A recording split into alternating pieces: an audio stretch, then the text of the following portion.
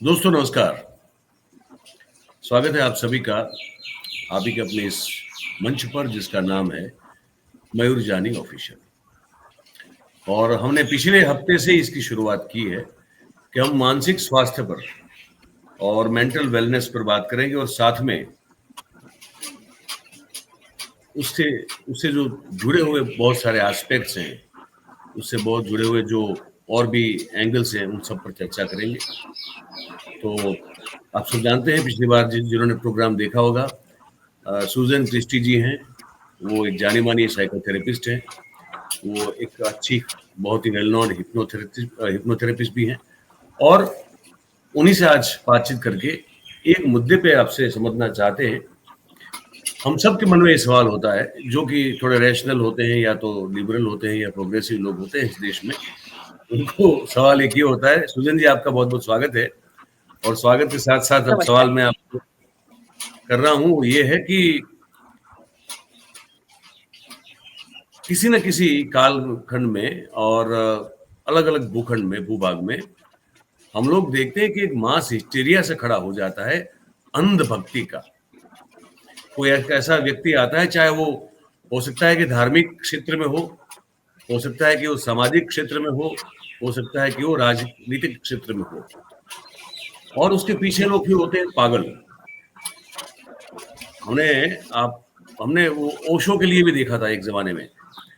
ओशो जो कि स्पिरिचुअल और अध्यात्म की बात करते थे, और उनकी अलग तरह की फिलोसफी थी। तो उसके पीछे भी हमने जो है लोगों को, और देश और दुनिया में लोगों को अंधभक्ति में डूबे हुए, पागल होते हुए देखा हुआ है। और ऐसे कई सारे नाम गिना सकते हैं हम लोग।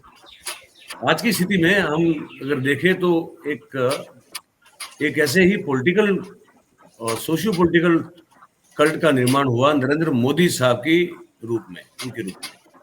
और उनके जो फॉलोअर होना, किसी को फॉलो करना अलग बात होती है, लेकिन किसी के लिए भक्ति में आंख बंद करके, दिमाग में ताला लगा के डूब जाना, ये अलग बात होती है। तो ये अगर आप बता दें, आज के टॉपिक में हम लोग 15-20 मिनट बात करने वाले हैं।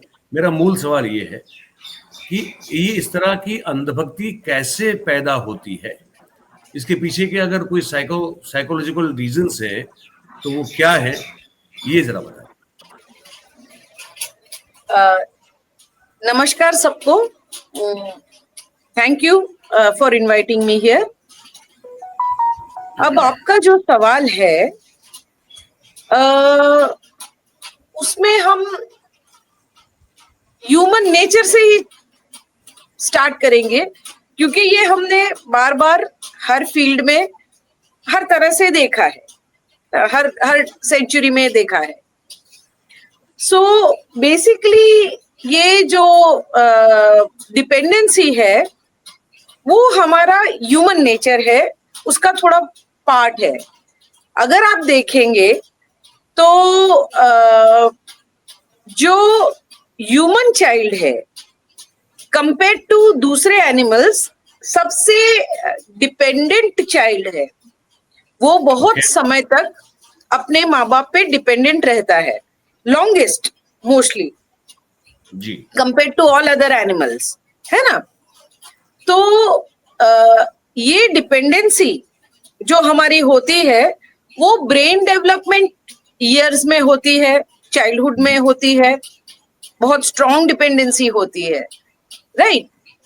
तो उस टाइम पे वो हमारे ब्रेन का एक पार्ट बन जाता है, एक इंटीग्रेटेड नीड बन जाता है, to be dependent on someone whose authority and look at them as strong, as protector. We have always looked at our parents as children कि वो लोग strong है, हमको protect करते हैं, ठीक है। So we have always looked at them as heroes. ठीक है। एडल्ट होने के बाद शायद उसमें थोड़ा बहुत फर्क आ जाए, बट बचपन में तो we have always looked at them as flawless. Okay, so this is a very internal part of human nature, and that is why we have, देखिए जानवरों बहुत कम टाइम डिपेंडेंट होते हैं, और डिपेंडेंट होने के बाद फिर वो अपना अपना रास्ता पकड़ लेते हैं. मोरलेस ह्यूमंस अपना अपना रास्ता नहीं पकड़ते हैं. To some extent they are still tied on to their parents. वो दूसरी प्रजातियों में इतना होता नहीं है, राइट. और ये जो टेंडेंसी हमारी है वो आगे चल के एडल्ट होने के बाद भी हमारे इनसिक्योरिटीज को केटर करने के लिए हम एक नेचुरल अट्रैक्शन रखते हैं, कोई पावरफुल दिखने वाले और कोई ऑथोरिटी फिगर जो हमको गाइड करे, जो हमारे प्रॉब्लम्स में खड़ा हो सके, हमको प्रोटेक्ट कर सके. एक छोटा सा वो नीड बना रहता है. So these people become very attractive, the ones who look strong and, flawless and. नहीं, पर तो माफ कीजिए, मेरा सवाल अभी भी वहीं अटका हुआ है. तो अगर आप, जैसे आपने कहा कि आपने साइकोलॉजिकल एनालिसिस किया या कारण बताया कि भाई हमारी ह्यूमन टेंडेंसी है कि हम लोग मजबूत और एकदम हर तरह से, जिसको कहें कि स्ट्रॉन्ग आदमी या पर्सनालिटी को देखते हैं तो उसको फॉलो करने लगते हैं, क्योंकि आपने कहा कि ये हमारी एज ए ह्यूमन वो एक हमारा एक फ्लॉ है, हमारी कमजोरी है. राइट. पर हर किसी के साथ तो नहीं होता ये. देखिए, हम इन सोसाइटी और हर किसी के लिए भी तो नहीं होता ये. नहीं, मैंने ये नहीं कहा कि कंप्लीट लेवल पे, टू अ सर्टेन लेवल हम सब में होता है. अगर नहीं होता तो हम गवर्नमेंट्स नहीं बनाते, हम सोशल ग्रुप्स नहीं बनाते. जानवर बनाते हैं क्या?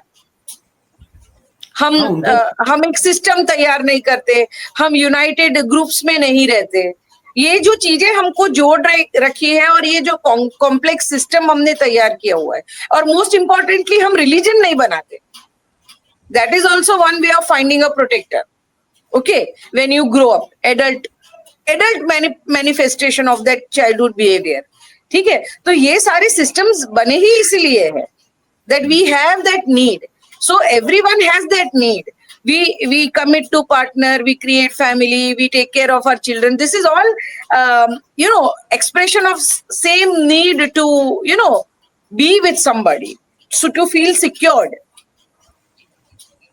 तो ये जो आजकल जो है वो जो 10-12 साल से एक फिनोमेना देखने को मिलता है मोदी भक्तों का, मोदी साहब के भक्तों का, मतलब उसमें बड़े बड़े लोग भी शामिल उस सूची में देखे हमने.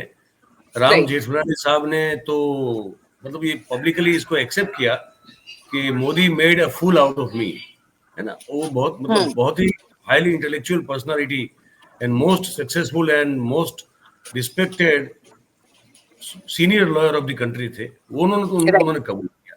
सुब्रमण्यम स्वामी जैसे वो भी काफी इंटेलेक्चुअल आदमी है, उन्होंने भी ये कबूल किया कि हाँ, मैंने इनकी जो वकालत की ये गलती हो गई. तो आप ये कहना चाहती हैं कि आप जब किसी ऐसे हीरो को उभरता हुआ देखते हैं तो अपने अपने सहूलियत से आप उसकी भक्ति में लीन हो जाते हैं, बस ये इतना सिंपल है क्या? नहीं, मेरे दिमाग में भी ये सवाल ज्यादा नहीं है. I'll come to that. देखिए, मैंने कहा कि एक अट्रैक्शन नेचुरली है, ठीक है. अब हर किसी के इंटेलेक्चुअल कैपेसिटी पे डिपेंड करता है कि वो कितना जल्दी इन्फ्लुएंस होता है, कितना लेट इन्फ्लुएंस होता है. कंडीशंस पे डिपेंड करता है कि कौन सी कंडीशंस है. जैसे अगर बहुत टर्मोइल सिचुएशन है तो जितना स्ट्रेस और टर्मोइल ज्यादा रहेगा, इंटेलिजेंट से इंटेलिजेंट आदमी बहुत कम समय में इन्फ्लुएंस हो जाएगा, राइट. और जितना टर्मोइल कम रहेगा उसमें intellectual crowd might take not get influence so easily. ठीक है. अब इसमें ये फैक्टर्स है. उसके अलावा जो हमारी इमोशनल नीड्स है, जो लीडरशिप, ऑथोरिटेरियन लीडरशिप जो करती है, वो एक अपने आप में बहुत सारी टेक्निक्स यूज करती है जो हमारे अंदर के बहुत सारे दूसरे टेंडेंसीज का भी इस्तेमाल करते हैं, सिर्फ एक का नहीं. जैसे इमेज बिल्डिंग की हमने बात की, वो इस चीज को केटर कर रहा है कि वो उसका एडवांटेज उठा रहा है, हमारा नीड फॉर प्रोटेक्शन, हमारा need for attraction towards strong figures. तो इमेज बिल्डिंग उस हिसाब से होती है, प्रेजेंटेशन उस हिसाब से होती है, फ्लॉलेसनेस उस हिसाब से दिखती है। अब सेकेंड पॉइंट पे आ जाता है हमारा सोशलाइजेशन। हमारा सोशलाइजेशन और अपब्रिंगिंग कैसे होता है, हमको कैसा बच्चा चाहिए, obedient, well mannered, respects elders, right. तो ये हमने बचपन से उनको ट्रेन किया हुआ है। And religions also put that forward कि आपको इस तरह से बिहेव करना है। तो जो दो मेन सिस्टम्स है, सोसाइटी और रिलीजन, वो तो हमको पहले से ही तैयार कर रहा है not to have your individualistic thinking, not to ask questions, to be obedient, to follow. तो ये तो मैंने बहुत बेसिक बात बोली है। उसके बाद हमारा अपब्रिंगिंग और सोशलाइजेशन भी आता है। आप अपने माँ बाप से बचपन में सवाल पूछे होते तो क्या होता, राइट? आप नहीं पूछ सकते हैं। You have to respect elders, you have to be obedient. So school कहो, हमारा एजुकेशनल सिस्टम कहाँ ऐसा है कि हम कोई खुद ढूंढ के कुछ लिखते हैं या प्रेजेंट करते हैं। हमको जो बताया जाता है, पढ़ाया जाता है, इवन यूनिवर्सिटी लेवल पे हम वो करते हैं, स्कूल लेवल पे तो समझ में आता है, ठीक है। हम खुद कोई कंपाइलेशन करके उसका असेसमेंट करें, हम खुद टॉपिक चूज करें, हम खुद सिलेबस करें, ये तो नहीं होता है ना हमारे लिए। Everything is given, you stick to the syllabus, right. तो हमारी अपब्रिंगिंग सोशली, एजुकेशनली और रिलीजियसली भी यही होती है। और आप देखोगे कि ये ज्यादा प्रॉब्लम बहुत फ्रीक्वेंट रिलीजियस पॉपुलेशन वाले नेशंस में ज्यादा होता है। जो नेशंस बहुत रिलीजियस नहीं है वहां पर ये कम होता है। कोई तो मास्टर मैनिपुलेटर आ जाता है वहां, पर फिर भी कंपैरेटिवली कम होता है, राइट। तो दूसरा मैटर है कि हमारा अपब्रिंगिंग किस तरह से होता है चाइल्डहुड में। बहुत कम फैमिलीज ऐसे होते हैं कि क्रिटिकल थिंकिंग को, आस्किंग क्वेश्चंस को, क्यूरियोसिटी को एक्सेप्टेबल तरीके से रखते हैं। तो ये दूसरा फैक्टर है। तीसरा फैक्टर है हमारी इमोशनैलिटी, राइट। हम कितनी बार पब्लिकली ये कहते हुए सुने हैं कि मेरे माँ बाप ऐसे थे और उन्होंने ऐसा किया। एक स्टेटमेंट डाल के देखो, मतलब फिर आप देखो अपने क्या होता है। आप ये कहना चाहती हैं कि हम कम ही ऐसा सुन पाते हैं कि कोई पब्लिकली अपने पेरेंट की लिए बुरा भला कहता हो, या तो उनकी टीका करता हो, या Exactly. उनकी हाँ, क्रिटिसाइज करता हो। एग्जैक्टली ऐसा नहीं है होता ना, हमारे यहाँ, ये बहुत कम नहीं होता हाँ। है। तो we are trained not to look at their flaws. मतलब हम और अपने अगर बड़ों हमको की पता भी हो और हम कभी बोल भी दे, अपने दोस्तों के पास भी बोल दे, तो गिल्ट होता है। बट अगर आप काउंसलिंग सेटिंग में आके देखेंगे, they are human beings, they don't know how to be parents, they make mistakes, that's fine, but we never say कि they make mistakes and you are supposed to call out for that.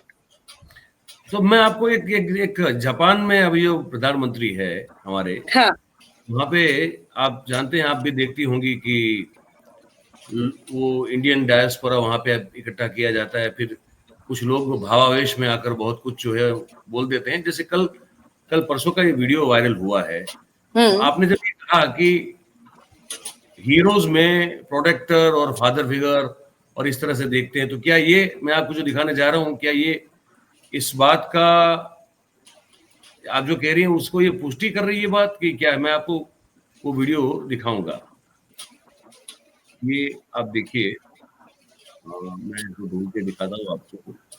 ये रहा, इसको सुनिए जरा आप। थे और वो ऐसे था, दूर से जब उनको आते देखा ना तो ऐसे लगा कि हमारा कोई बड़ा लाइक बाप टाइप कोई वहाँ से ऐसे चल के आ रहा है, और वो ऐसे लगा कि सब मेरा तो ब्लैकआउट हो गया था। मुझे इतना अच्छा लगा। तो क्या यही है ये जो आप कहती है? एग्जैक्टली और मुझे एक सवाल भी होता है कि ये क्या ये यही फीलिंग अपने खुद को फादर को देख के होती होगी उसे? नहीं होती होगी।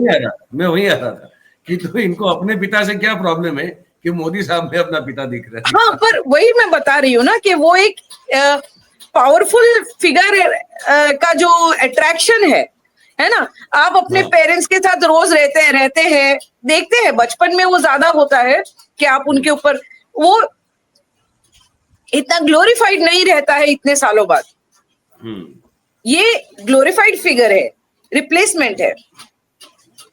अच्छा, तो वो आप बच्चे चाहते हैं कि हमारे पिता भी ऐसे रसूख वाले, ऐसे ही ताकतवर और ऐसे ही जो है वो 56 की छाती वाले होने चाहिए थे, पर हुए नहीं तो क्या करें, इन्हीं में पिता देख लेते हैं, ये होता है क्या? ये नेचुरल अट्रैक्शन है टू स्ट्रॉन्ग फिगर्स। और हमने कुछ बदला भी नहीं, हम सोसाइटी और लाइफ को भी तो उसी तरह से प्रमोट करते रहे कि स्टेटस, स्ट्रेंथ, हम हर कोई चाहता है कि उनका बच्चा कुछ ना कुछ बने, राइट? सो ये हमारे अंदर इनग्रेन्ड हो चुका है हमारे अपब्रिंगिंग से और हमारे लाइफ एक्सपीरियंस से, that big look is attractive. तो आप मतलब आप ये कह रही है कि हमारे यहाँ जो जब कभी भी किसी के पीछे एक अंधभक्ति का फ्लड आता है, बाढ़ आती है, तो उसके पीछे मूलतः हमारी खुद की, हमारे देश की सामाजिक संरचना, बच्चे को बड़े करने की पद्धति और जो एस्पिरेशंस हैं पेरेंट्स से लेके समाज की बच्चे के प्रति, जब वो बड़ा होता है तब, और फिर जब समाज का एक हिस्सा, बड़ा एडल्ट लोगों का हिस्सा हो जाता है, तो वो भी अपने बच्चे से ही उम्मीद रखता है। और एक तरह से आपको ये सब चीजें मिला के एक ऐसी मानसिकता में परिवर्तित होती है कि भाई जो मजबूत है, ताकतवर है, जो स्ट्रॉन्ग एंड एकदम स्ट्रेंथ वाला है, पावरफुल है, उसको एडमायर करें। फिर वो उसके फिर दिमाग काम नहीं करता कि क्यों करें। नहीं, वो हमने तो अभी सिर्फ एक, देखिए बहुत बड़ा टॉपिक है, ठीक है? जैसे हमने तो अभी सिर्फ मेरे अंदर क्या हो रहा है एज अ ह्यूमन बीइंग की बात की है। फिर मेरा साइकोलॉजी एज अ क्राउड क्या होगा वो अलग है, ठीक है? अच्छा। कि जब मैं भीड़ में जाता हूं ऐसे लोगों की, फिर वहां पर एक अलग आइडेंटिटी बनता है। I lose my identity and I take the I merge my identity with the crowds. वहां पर मेरा कोई आइडेंटिटी नहीं है। There is a identity loss when I get into a crowd like that, ठीक है? तो वहां पर फिर क्या होता है, ये एक पार्ट है कि मेरा आइडेंटिटी खत्म हो जाता है, मेरा मॉरल्स खत्म हो जाता है, क्योंकि मैं क्राउड में हूं, उनका जो मॉरल्स है या मतलब जो है, इसलिए सी यू कैन नॉट, टेंडेंसी के अलावा सामने से भी तो बहुत सारी चीजें हो रही है टू यूटिलाइज योर टेंडेंसीज। एक मॉब क्रिएट करता है। अब मैं तो रास्ते में चल के जा रहा था, मेरा उस मॉब से कोई लेना देना नहीं था। अब मैंने देखा क्या हो रहा है, जाके जुड़ जाता हूँ। मैंने वहां पर जाके बात की, उसने बोला ऐसा ऐसा, अच्छा ऐसा है, देखो, ठीक है? तो वहां पर मेरा आइडेंटिटी लॉस तुरंत हो जाता है और मैं उस क्राउड का आइडेंटिटी ले लेता हूँ। तो सामने से जो लीडर्स होते हैं, ये जो अट्रैक्शन टुवर्ड्स पेरेंट्स है, वो उसके लिए इमेज बिल्डिंग किया जाता है कि आपको जो अट्रैक्टिव है वो दिखता है। It takes a years of image building, right? मुझे स्ट्रॉन्ग पर्सनालिटी का अट्रैक्शन है तो वहां से मुझे स्ट्रॉन्ग पर्सनालिटी दिखाई जा रही है। मुझे फ्लॉलेस पर्सनालिटी का अट्रैक्शन है तो वहां से फ्लॉलेस पर्सनालिटी दिखाई जा रही है, टू द एक्सटेंट के मुझे डिवाइन तक दिखाया जा रहा है। मतलब वो तो देवों के भी राजा है। हाँ, सिक्योरिटी और प्रोटेक्शन की मेरी नीड्स है, तो वहां से बोला जा रहा है कि भाई मैं सिक्योरिटी दूंगा, मैं प्रोटेक्शन दूंगा, राइट? तो हमारी नीड्स के हिसाब से सामने से मैसेजेस डिलीवर किया जाता है। जी। तो और दूसरा ये रहता है कि एक बार आपका आइडेंटिटी लॉस होने के बाद आपका कोई आपका इमोशनल ट्रिगर किया जाता है, आपके नीड्स को ट्रिगर किया जाता है, आपके फियर्स को ट्रिगर किया जाता है, आपके एंगर को ट्रिगर किया जाता है, ठीक है। दूसरा है कि आपके इंटेलेक्चुअल को मैनिपुलेट किया जाता है। देखिए, अगर हम अगर इंटेलिजेंस की बात करेंगे, ठीक है, तो मैक्सिमम पॉपुलेशन एवरेज इंटेलिजेंस का है, राइट। हायर एंड पे कम लोग हैं, लोअर एंड पे कम लोग हैं।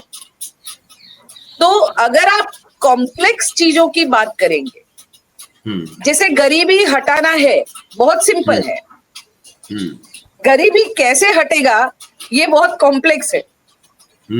गरीबी हटाना है, सच होगा कि नहीं वो डिपेंड करेगा। आपको पता है कि गरीबी कैसे हटेगा या पॉसिबल है कि नहीं है। What are the complexities of गरीबी हटाओ। ओके, तो what happens is this type of messages the leader gives are very simple. गरीबी हटा देंगे बस, ठीक है। हट सकता है, नहीं हट सकता है, वो कॉम्प्लेक्सिटीज में जाना एवरेज लोगों का वो नहीं रहता है। इंटेलेक्चुअल क्राउड शायद उसमें जाएगा। नारा अच्छा लगता है, नारा अच्छा लगता है कि भाई हम, इन्होंने बोला है कि हम विश्व गुरु बन जाएंगे, तो अब लगता है बन जाएंगे, बन जाए, है ना। तो अब उसके लिए क्या एवरेज इंटेलिजेंस या बिलो एवरेज इंटेलिजेंस अगर ट्राई भी करेगा तो उतनी कॉम्प्लेक्सिटी में नहीं जा पाएगा ना।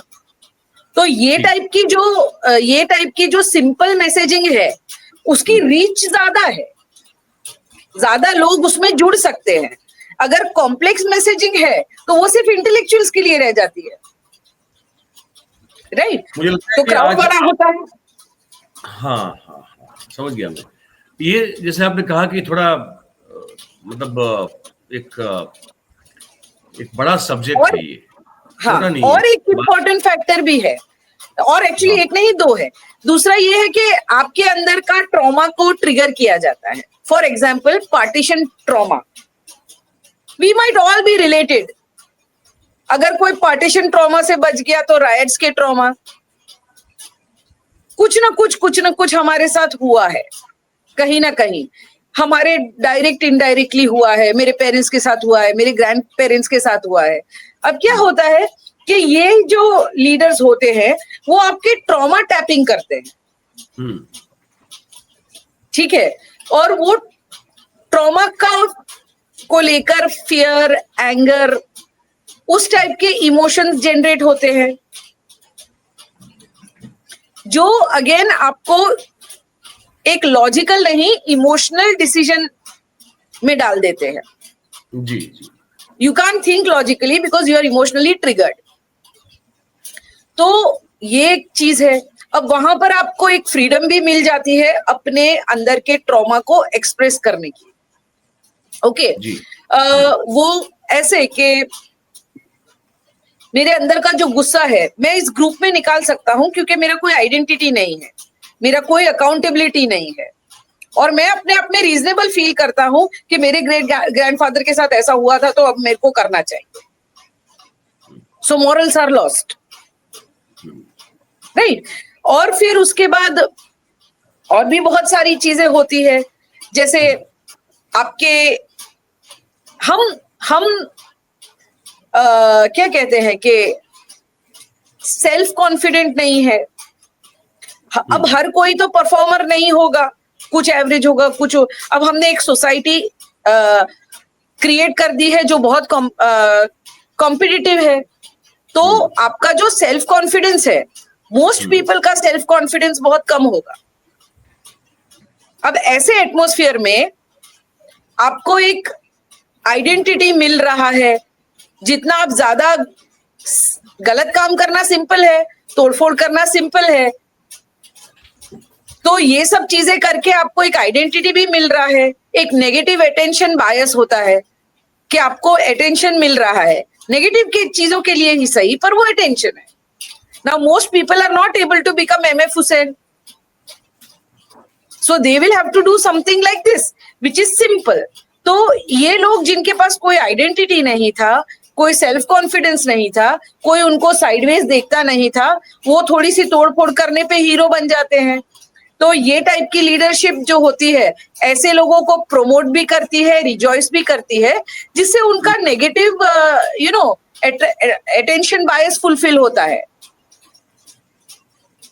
इसको जारी रखेंगे सुजन जी, इसको हम लोग जारी रखेंगे, क्योंकि हमने ये कोशिश कर रहे हैं कि एक वीडियो का ड्यूरेशन बहुत एक लिमिटेड टाइम का रखें. तो मेरे ख्याल से बहुत सारी बातें आपने बताई हैं, और जरूरत पड़ी तो आप यहाँ से इसको आप नोट करके रखिएगा, इसी को आगे बढ़ाएंगे अगली बातचीत में. ठीक है. हाँ, ये काफी कॉम्प्लेक्स प्रोसेस है. Human being as an individual, human being as a crowd, the leader qualities and the environment in which things are happening, the strategies that are being used by the leader, ये सब अपने आप में एक अलग topic है जिसको मिला के ये इफेक्ट नजर आता है. आप अगर पौधा लगाएंगे तो पानी, सन, सब कुछ चाहिए, उसके बिना वो पेड़ नहीं बनने वाला. बहुत सारे फैक्टर्स होते हैं. बिल्कुल बिल्कुल. मुझे लगता है कि आज इस बातचीत को यहीं हम रोकेंगे. आपने वक्त निकाला और आपने हमारे दर्शकों के लिए ये जो बड़ा मन में सवाल था मेरे कि भाई लोग किसी के भक्त कैसे हो जाते हैं और क्यों हो जाते हैं, तो हमने इसको इतने समय में जितना आपको बता सकते थे वो बताने की कोशिश की. अब आप दर्शक जो हमारे सब साथी परिवार हैं, उन सबकी जिम्मेदारी है कि इस बातचीत के बारे में अपनी राय हमको कमेंट के जरिए लिख के भेजें. अगर आपको सुजन क्रिस्टी जी से व्यक्तिगत रूप से कोई कंसल्टेशन चाहिए तो उनका ईमेल जो है वो डिस्क्रिप्शन में आपको मिल जाएगा. आप अगर उनसे कुछ अपने खुद के लिए कोई राय या तो कंसल्टेशन चाहते हैं तो, और बाकी तो बस यही कहते हैं कि अच्छी बात लगी हो तो उसको पसंद कीजिए, लाइक कीजिए, इसकी लिंक को शेयर कीजिए हो सके उतना, और चैनल आप ही का है, अगर नहीं किया है आपने तो अब तक इसको सब्सक्राइब कर लीजिए, अपने आसपास के लोगों से भी करवा लीजिए. सुजन जी, फिर से एक बार आपका बहुत बहुत धन्यवाद, और सभी दर्शकों का जो जुड़े हैं और जुड़ने वाले हैं आने वाले समय में, सबका बहुत बहुत स्वागत और धन्यवाद. Thank you very much. Thank you. नमस्कार.